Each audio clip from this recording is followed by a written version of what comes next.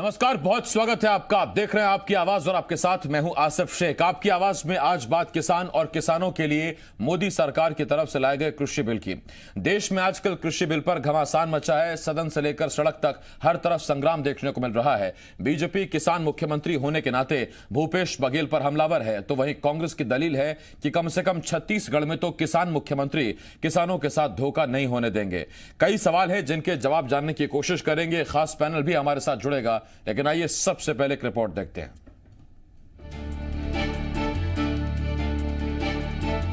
सदन से लेकर सड़क तक मोदी सरकार के जिस कृषि बिल पर बवाल हो रहा है, छत्तीसगढ़ की सियासत पर हो रहा है। छत्तीसगढ़ की सियासत में भी बिल पर आर पार वाले हालात देखने को मिल रहे हैं। भूपेश सरकार जहां पहले ही बिल के विरोध में कोर्ट का दरवाजा खटखटाने की बात कह चुकी, तो दूसरी तरफ बीजेपी कांग्रेस सरकार पर जमकर हमलावर है। बीजेपी प्रदेश अध्यक्ष विष्णुदेव साय ने वीडियो कॉन्फ्रेंसिंग से प्रेस कॉन्फ्रेंस कर बिल को किसानों के लिए फायदेमंद बताया, तो साथ ही कांग्रेस पर किसानों को बरगलाने का आरोप भी लगा दिया। तो दूसरी तरफ कांग्रेस अभी भी बिल का विरोध कर रही है। मैं हमारे प्रदेश के किसान अन्नदाता बंधुओं को मैं कहना चाहूँगा कि वो कांग्रेस पार्टी के गलतफहमी में नहीं रहें। उनका तो काम है गलतफहमी फैलाना। सरकार इस विधेयक के खिलाफ में कोर्ट में जाने का बोल रहे हैं तो निश्चित रूप से जाएं और स्वतंत्र हैं। इसका दमदारी से हम लोग जवाब भी देने वाले हैं। हम लोगों ने और कई राज्यों ने इसको हाई कोर्ट और सुप्रीम कोर्ट जाने की तैयारी की हुई है। हम लोग भी इस दिशा में आने वाले समय में विधि सम्मत क्या कुछ हो सकता है वो कार्रवाई करेंगे, लेकिन छत्तीसगढ़ के परिप्रेक्ष्य में तीनों विधेयक हम लोग ये मान के चलते हैं कि किसानों के विरोध का है। यानी एक बार फिर सियासत के केंद्र में किसान है। किसान सीएम होने के नाते भूपेश बघेल पर बीजेपी हमलावर है, तो कांग्रेस का जवाब है कि किसान सीएम कम से कम छत्तीसगढ़ में किसानों के साथ धोखा नहीं होने देंगे। दोनों सदनों से बिल पास हो चुके हैं और सियासत के इस फेर में किसान सब कुछ देख रहा है। सत्य प्रकाश, जी मीडिया, रायपुर।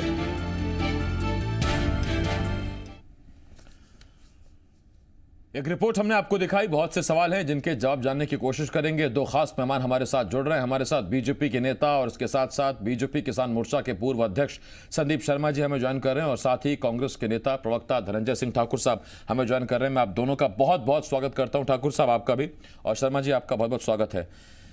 सबसे पहले, चूंकि मध्य प्रदेश की डिबेट में भी आज हमने चर्चा इसी पर की है, लेकिन यहाँ थोड़ी जो परिस्थितियां हैं वो अलग, इसलिए क्योंकि यहाँ सरकार कांग्रेस की है, विपक्ष बीजेपी में है, और इसीलिए संदीप जी पहले तो मैं आपके पास आ रहा हूं और आपसे एक सवाल। किसान मुख्यमंत्री आप कह रहे हैं, और आप कह रहे हैं कि किसान मुख्यमंत्री के राज में ही किसानों तक मोदी सरकार की जो अच्छे बिल की फायदेमंद चीजें वो पहुंचने नहीं दी जा रही। तो कांग्रेस कह रही है कि किसान मुख्यमंत्री हैं तभी तो किसानों को कम से कम छत्तीसगढ़ में तो धोखे का शिकार नहीं होने देंगे। देखिए, ऐसा है कि जो नया बिल आया है उस बिल में कहीं पर भी किसान के खिलाफ में कोई बात नहीं है। यहाँ पर जिस ढंग से कांग्रेस से भ्रम फैला रही है कि इससे मंडी की व्यवस्था जो पुरानी है उसको बंद किया जा रहा है, ये सरासर गलत है। और ये जो कह रहे हैं कि इसमें एमएसपी को बंद किया जा रहा है, यह भी गलत है। मैं बताना चाहूँगा हमारे प्रदेश के मुख्यमंत्री जी को और कांग्रेस पार्टी को कि एमएसपी अलग चीज़ है और ये जो बिल आया है ये बिल अलग चीज़ है। एमएसपी के लिए अलग से राष्ट्रीय लागत एवं मूल्य आयोग का गठन है, और वो आयोग जो है इसकी सिफारिश करती है, जो आज भी सिफारिश की है रबी की फसलों की, और जिसकी घोषणा भी सरकार ने किया है।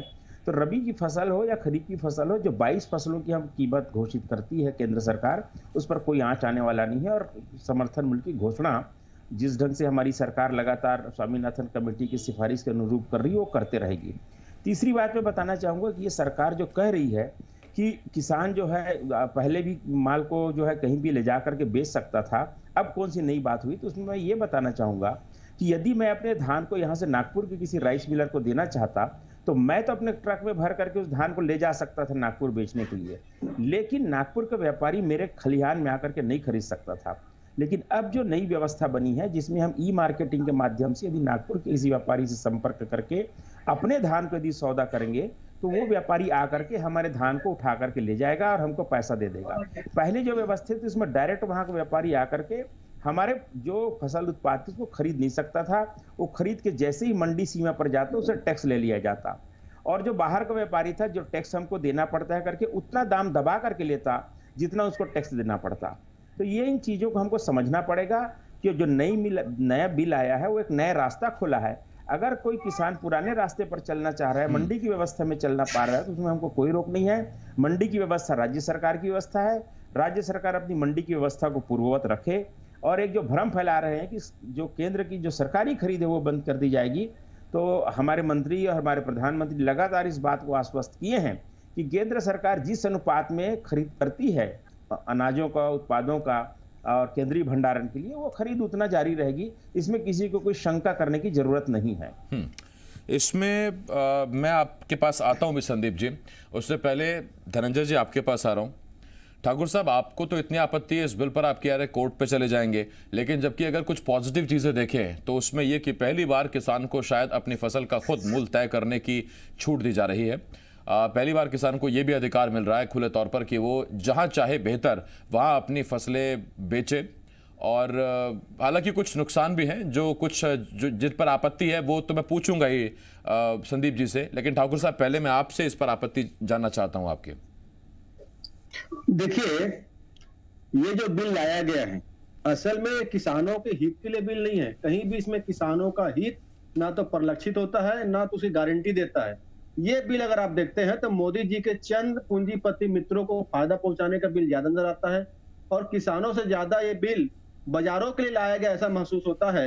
और आप देखेंगे लगातार भारतीय जनता पार्टी, चाहे वो छत्तीसगढ़ की बात कर लूं या केंद्र में बैठी सरकार की बात कर लूं, छत्तीसगढ़ 15 साल तक रमन सिंह जी थे, वो कैसे किसानों के साथ धोखाबाजी किए। उन्होंने कहा था 21 रुपए समर्थन मूल्य देंगे, 300 बोनस देंगे, नहीं दिए।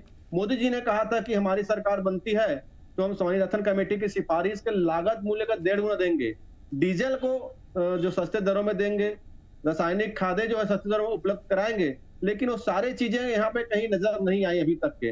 डीजल जहाँ पे किसानों को सस्ते दाम मिले जो नहीं मिल पाया। दूसरी बात, अगर आप पूरे इस बिल को देखते हैं तो इस बिल में जो मैं तीसरा जो बिल है उसमें आता हूँ सीधा, आवश्यक वस्तु विधेयक में जो संशोधन किया गया है, इसमें किसानों को तो नुकसान है ही, किसानों के साथ साथ देश के 1 अरब 33 करोड़ जनता को भी नुकसान है। और फायदा किसको है? फायदा उसको है जो पैसा लगाकर अपने गोडाउनों को भर लेंगे, अपने गोदामों को भर लेंगे, चाहे आलू प्याज से भरेंगे, चाहे राहल दाल से भरेंगे, चाहे मूंगफली से भरेंगे, चाहे प्याज से भरेंगे। अन्य प्रकार से जो कृषि उपज है जो वो पूंजीपति चाहेगा खरीदना, उससे भर के रख लेंगे। और जब जनता को जरूरत पड़ेगी तो वही चीजें दोहरी, तिहरी और बहुत ज्यादा कीमत में खरीदना पड़ेगा। पहली बात, इसमें किसानों को कोई लाभ नहीं है, वो किसानों से खरीदने भी मनमर्जी करेंगे। इसका छोटा सा उदाहरण देता हूं, केंद्र सरकार ने तय करके रखा हुआ है कि 1865 रुपए धान का समर्थन मूल्य, क्योंकि ये मूल्य तो कम ही है, क्योंकि मोदी जी ने कहा था कि समर्थन मूल्य स्वामीनाथन कमेटी की सिफारिश में 1.5 गुना ज्यादा देंगे, लेकिन 1865 में जो फिक्स करके रखे हुए, क्या 1865 के दाम पर आज व्यापारी किसानों के धान को खरीदता है? क्या ये नहीं खरीदा? ये तय कैसे होगा? इसी पर मैं आपके पास आ रहा हूं ठाकुर साहब। संदीप जी, देखिए सवाल तो उठेगा, सरकार एमएसपी के जरिए कम से कम किसान का एक न्यूनतम समर्थन मूल्य तो मिल जाता था उसको, लेकिन जब आप कह रहे हैं कंपटीशन में किसान को उसकी फसल की बेहतर कीमत मिलेगी, या इसके उल्टा भी तो हो सकता है, ऐसा भी तो हो सकता है कि किसान मंडी में फसल बेचने निकले, मंडी से मेरा मतलब अब खुले बाजार में है, और उसमें उस पर कोई शायद ऐसी शर्त नहीं है कि न्यूनतम समर्थन मूल्य से नीचे व्यापारी नहीं खरीदेगा उससे। संदीप जी। देखिए आसिफ जी, मैं बताना चाहूँगा, ये जो तीसरे नंबर का बिल है जिसमें आवश्यक वस्तु अधिनियम है, इस वास्तविक अधिनियम को मैं थोड़ा सा आपको समझाना चाहूँगा इस बात पर, आम छत्तीसगढ़ का किसान भी समझेगा। देखिए, जो शीघ्र नाशवान वस्तु जैसे टमाटर है, प्याज है, जो फल सब्जी है, ये इसके दाम तेजी से बढ़ते घटते हैं। लेकिन पुराना जो कानून था जिसके आधार पर इसमें जो अपर साइड था ये कितना बढ़ेगा ये लिमिट तय नहीं था। इस लिमिट को हमारी सरकार ने तय करके कहा है कि पिछले 5 साल को जो औसत था उससे 2 गुने से ज्यादा किसी भी हालत में करंट ईयर में नहीं बढ़ेगा। इसी तरह से ये अपर लिमिट जो लगाना चाहिए था इसमें वो नहीं लगा था। इसके कारण कई बार आप देखते थे कि 5 रुपये 10 रुपये का प्याज अचानक 100 रुपये चला जाता था। उस पर हमारी सरकार ने कानून बनाया है। दूसरी बात, हम जो लगातार चिल्ला रहे हैं कि आम लोगों की आमदनी तो 200 गुना बढ़ गया, तनख्वाह 200 गुना बढ़ गया, पर पिछले 50। संदीप जी, सिग्नल चला गया आपका, मैं सुन नहीं पा रहा आपको। ठाकुर साहब आपके पास लौट रहा हूं। और ठाकुर साहब एक जो जिस पर बात कर रहे थे संदीप जी जुड़ गए हमारे साथ। संदीप जी जुड़ गए हैं। संदीप जी आपके पास आ रहा हूं और आपसे मेरा यही सवाल है। तीसरे बिल पर ही आप पूछ रहे हैं, जब आवश्यक वस्तु में था प्याज और आलू, आप सुन पा रहे हैं क्या संदीप जी मुझे? मेरी बात तो पूरी होने। नहीं आपका दरअसल सिग्नल चला गया था संदीप जी, मैंने आपको काटा नहीं, आप दिखने बंद हो गए थे हमको, मैं इसीलिए दोबारा आपके पास आया हूं जब दिखने शुरू हुए। संदीप जी मैंने आपसे कहा कि आवश्यक वस्तुओं में जब तक प्याज आलू शामिल था तब तक तो प्याज 150 रुपए किलो बिका। अब जब आपने उसे आवश्यक वस्तुओं की लिस्ट से बाहर ही कर दिया, यानी कि फिर होर्डिंग शुरू हो जाएगी। आसिफ जी जब तक आप मेरी बात पूरी नहीं सुनेंगे बीच में प्रश्न कृपया मत करिए, मैं आपको बता रहा हूँ। दूसरी बात अगर कि जो हम 50 साल में प्रश्न करते हैं कि खाद्यान्नों के दाम मात्र 13 गुना बढ़े और बाकी लोगों की सैलरी जो 2000 गुना बन गया, जैसे कि हमारे बड़े किसी अर्थशास्त्री कहते हैं, तो मैं उसमें बताना चाहूंगा कि जो नाशवान वस्तुएं नहीं थी उन वस्तुओं के दामों में इस तरह से गवर्नर लगाया गया था। जैसे गाड़ियों में गवर्नर लगाते तो कभी गाड़ी 60 से ज्यादा स्पीड में नहीं चलेगी, उसी तरह से दलहन तिलहन हमारे चावल अनाज में गवर्नर लगा दिया गया था कि चाहे कुछ भी हो इसका दाम 6% प्रति साल से ज्यादा नहीं बढ़ेगा। यही कारण है कि किसान भुक्तभोगी रहा। इस गवर्नर को भी हटाने का काम हमारी सरकार ने किया है और हमारी सरकार ने कहा कि किसी भी जिन्सों के दाम जब इस पर कोई कमी बेसी हो तो इसके दाम जो है पिछले 5 साल के औसत या पिछले साल का जो औसत दाम है दोनों में से जो कम होगा उसके तुलना में 1.5 गुना तक आप बढ़ा सकते हैं। इससे यह होगा कि किसानों को लाभ होगा। और जो एक तरह से समर्थन मूल्य नहीं बढ़ने के कारण ये जो समर्थन मूल्य भी नहीं बढ़ रहा था, जो जिन्सों के दाम रुके पड़े हुए थे वो दाम अब बढ़ेंगे और किसानों को इसको निश्चित रूप से फायदा मिलेगा।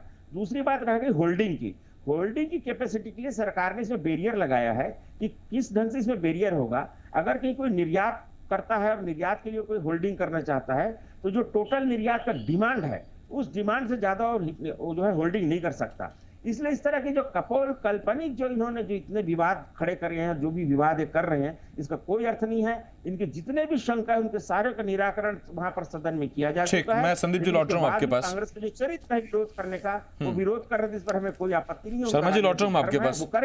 ठाकुर साहब ये कैसे तय होगा, ठाकुर साहब ये कैसे तय होगा कि देखिए किसान को उसकी फसल का मूल्य मिले। अगर आम उपभोक्ता की जेब से 5-10 रुपए 20 रुपए जाते हैं तो उसमें आम उपभोक्ता को भी दिक्कत नहीं है, क्योंकि हम भी जानते हैं कि अन्नदाताओं के साथ किसानों पर क्या बीतती है। ये कैसे तय होगा कि जो बढ़ी हुई कीमतें आम उपभोक्ता चुका रहा है किसी भी चीज पर, गेहूं पर, धान पर, अनाज पर, आलू पर, प्याज पर, वो किसान की जेब में ही जा रहा है, वो बिचौलियों के बीच में, आड़त में, और वो खासतौर पर जो अब एक नया कॉन्ट्रैक्ट वाला जो हिसाब किताब आया है उसकी जेब में नहीं जा रहा है। पहले ठाकुर साहब आपसे, उसके बाद शर्मा जी आपसे। देखिए अभी मैं सवाल तो मेरे से कर रहे थे। इस बिल को लेकर जो सफाई प्रस्तुत किया जाता है उसको मैं सुन रहा था बड़े ध्यान से। मैं एक सवाल पूछना चाहता हूं, अगर आप किसानों को आमदनी बढ़ाने की बात करते हैं, किसानों को लाभ देने की बात करते हैं, तो क्यों सरकार खुद उस चीज को तय नहीं करती है? खुद क्यों नहीं करती है? आपने कहा संविधान कमेटी की सिफारिश का 1.5 गुना लागत मिल देंगे, आपने दिया नहीं 6 साल में।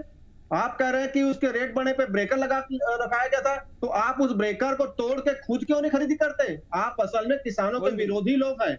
आपको पूंजीपतियों के गल्ले को कैसे भरना है, पूंजीपतियों के खजाने कैसे बढ़ना चाहिए, इस बात की चिंता है। ये जो नरेंद्र मोदी की सरकार है जो देश में बैठी हुई है, ये किसान विरोधी लोग हैं। इस बिल का पूरे छत्तीसगढ़ ही नहीं पूरे देश में विरोध हो रहा है।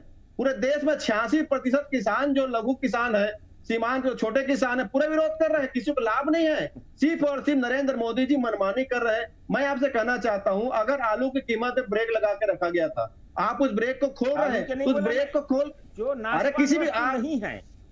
अरे आप सुन लीजिए ठाकुर साहब सुनिए ना एक मिनट, नहीं संदीप जी सुनिए एक मिनट में आता हूं आपके पास।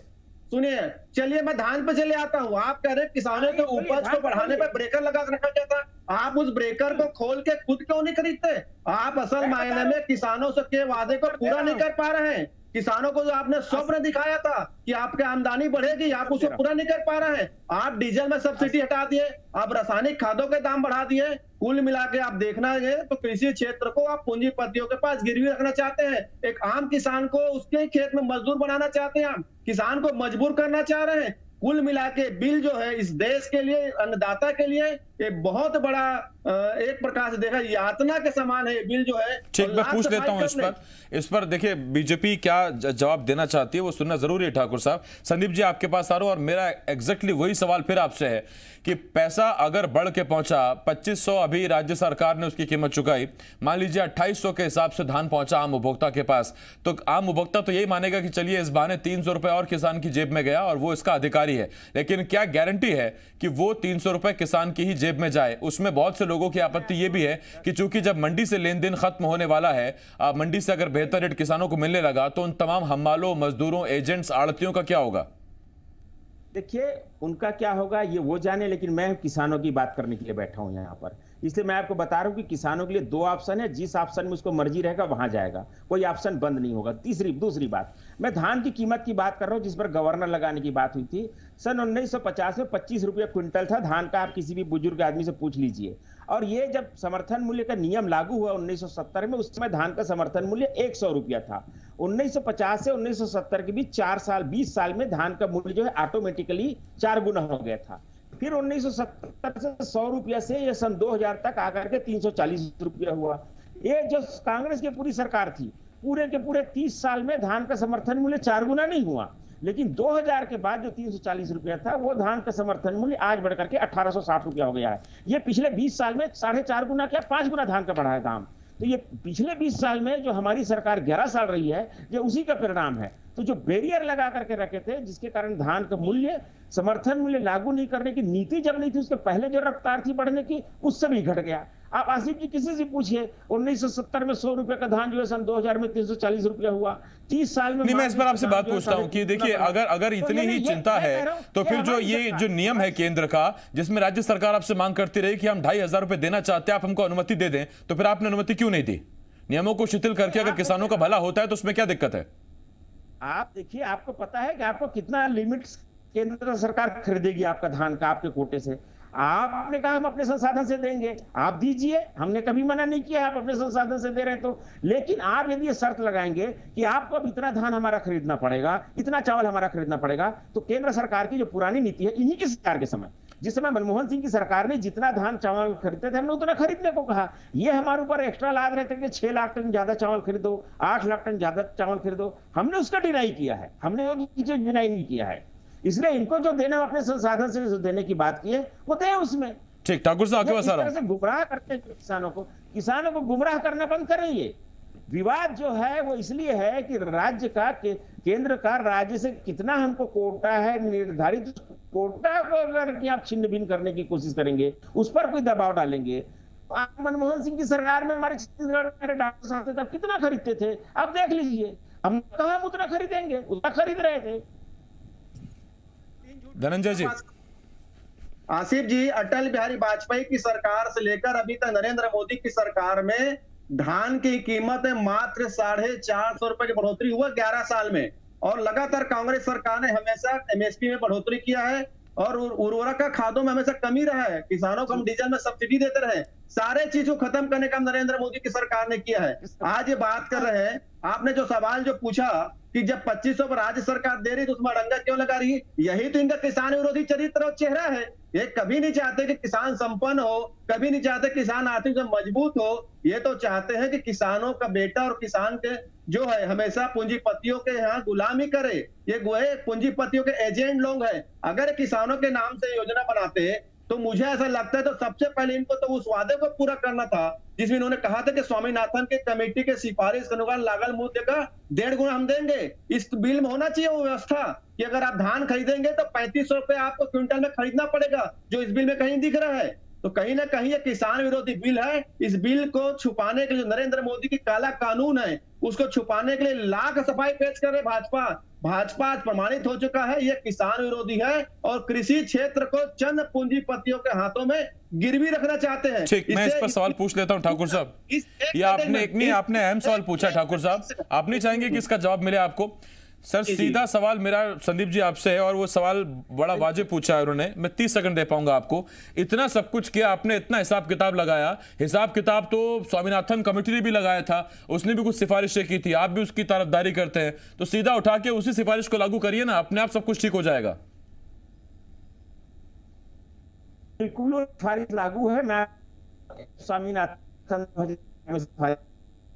संदीप जी, सिग्नल वीक है कुछ, मैं आपको सुन नहीं पा रहा, मैं देख पा रहा हूं। बहुत धन्यवाद, आप हमारे साथ जुड़े संदीप जी, और इसके साथ साथ ठाकुर साहब, बहुत धन्यवाद आपका। धनंजय सिंह ठाकुर कांग्रेस से, संदीप शर्मा बीजेपी की तरफ से हमारे साथ जुड़े हुए थे। यहां हमें छोटे से एक ब्रेक के लिए रुकना होगा। ब्रेक के बाद भी तमाम बड़ी खबरें, आप बने रहिए जी मध्य प्रदेश छत्तीसगढ़ के साथ।